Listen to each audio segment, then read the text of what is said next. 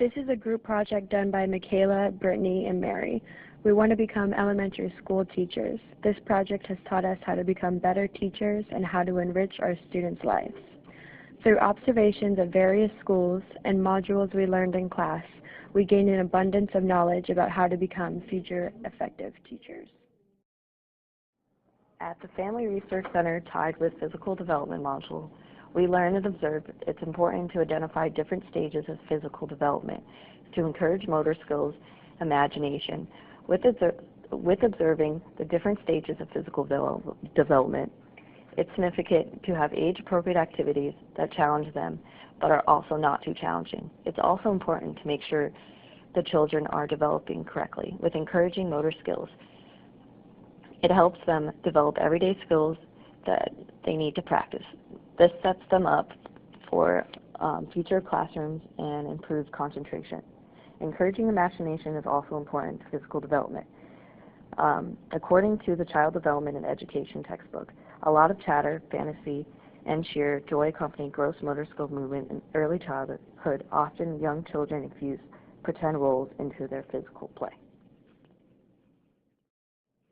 At Oak Hammock, we tied it with Family Culture and Community module. We learned and observed it is important to encourage family involvement, include culture into the classroom, and have strong student-teacher relationships. It's important to encourage family involvement so the family knows students' academic standing, and vice versa. It's important for the teacher to know what is happening in the student's home life to better help the student's academic success.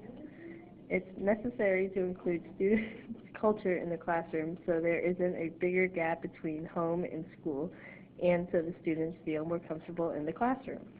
It's imperative to have strong student-teacher relationships in case the student needs an outlet and makes them feel like a valued member of the school community. At De La Salle, tied with social emotional development, we learned and observed that it's important to not have preconceived notions and have high expectations for all students, to help students be their own person and to not be influenced by peer pressure, and to teach students how to interact with each other socially.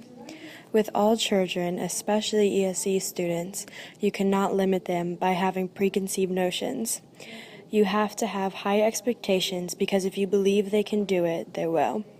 With today's media, it is hard for students to be their own person and develop individually. With cooperative learning and class discussions, it will teach students to learn social skills, which will help them open up and develop socially and emotionally.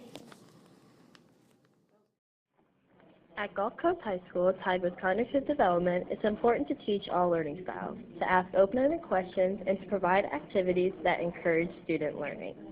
It's important to teach all learning styles so no student is left behind. When you only teach one learning style, you don't teach all your students fairly. It's important to ask open-ended questions to have students demonstrate higher levels of thinking. It's important to provide activities that encourage students' learning so the students feel motivated to learn and express their creativity. At Tice Elementary, tied with language development, we learned how it is important to encourage reading for language development, to have good classroom management skills but still have an upbeat classroom climate, encourage social and academic speaking. Also, it is important to encourage students reading because it helps them with expanding their vocabulary, and it is also important to let them read books that relate to them. Students learn best when they have a structured classroom, but also when they have an upbeat classroom climate. It's important to encourage both social and academic speaking in all languages. The students know it will help them later in life. They will develop a stronger oral fluency. Through our observations and reflections, we learn how to apply FEEPs and better understand what they are.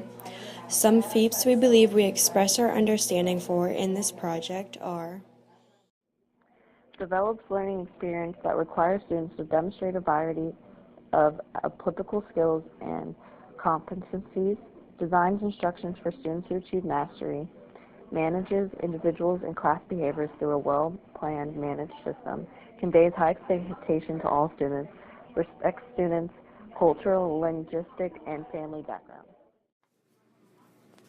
Models clear, acceptable oral and written communication skills, maintains a climate of openness, inquiry, fairness, and support, adapts the learning environment to accommodate the differing needs and diversity of students, deliver engaging and challenging lessons, and identify gaps in student subject matter knowledge.